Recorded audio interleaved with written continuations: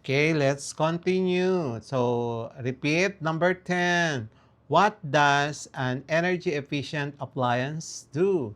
Letter A uses extra power for better results. Letter B wastes less energy to perform its function. Letter C breaks easily. Letter D costs more and uses more energy. Number 11.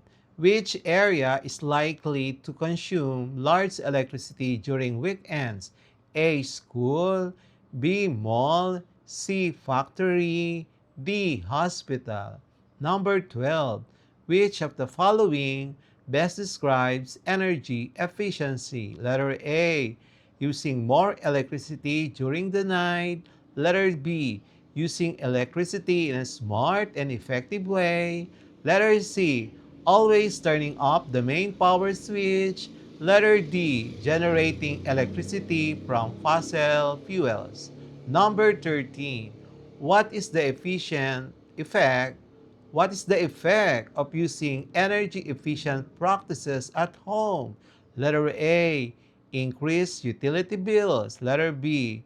Reduce energy waste. Letter C. More frequent blackouts. Letter D. Less safety. Number 14. What can governments do to help improve energy efficiency? A. Give incentives for energy saving appliances. B. Ban energy meters. C. Encourage overuse of electricity. D. Promote power wastage. Number 15. Why is analyzing electricity generation important in business settings? Letter A. To increase product prices. Letter B, to reduce power bills and improve productivity. Letter C, to install more air conditioners. Letter D, to use low-quality machines. Number 16, how can energy audits help? A, by identifying areas where energy is wasted. Letter B, by increasing energy waste.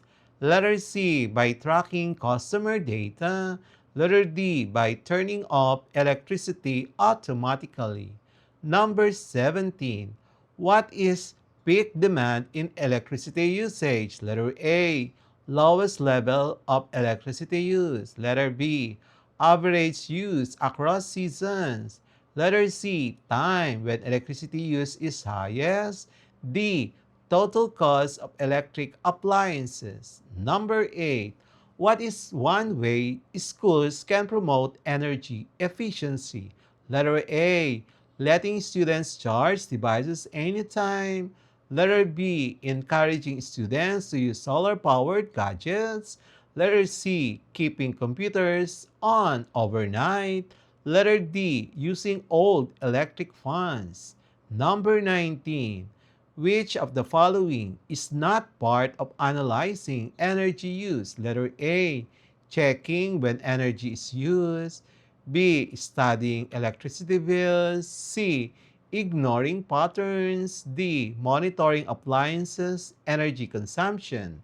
Number 20, why is understanding energy generation and consumption important for society? Letter A, to confuse consumers. Letter B, to make energy use random. Letter C, to make reliable power and reduce environmental harm. Letter D, to waste electricity faster.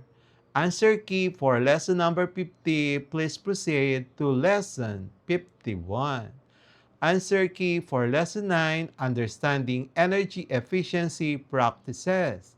Number 1, letter B, using energy in a way that maximizes output with minimal waste. Number 2, B, refrigerator.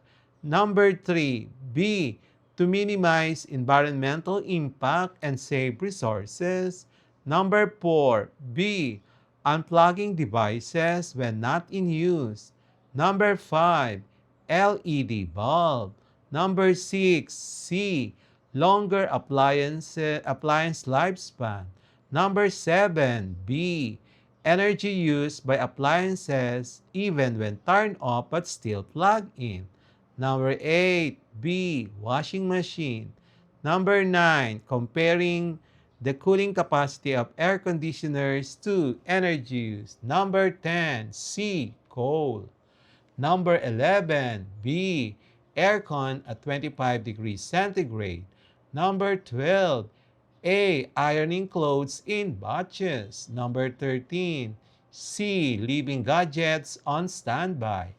Number 14, B, to reduce heat loss or gain, lowering energy use for heating or cooling. Number 15, B, energy conservation. And that's it for today's lesson here on Smile Road.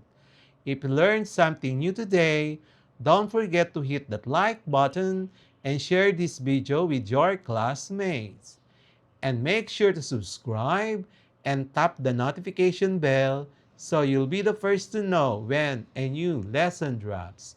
This is Sir M, reminding you that learning doesn't stop after the bell rings.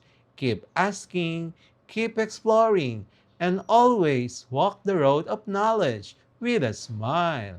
Smile Road, where curiosity meets discovery. Bye-bye. See you in our next lesson. Thank you, everyone.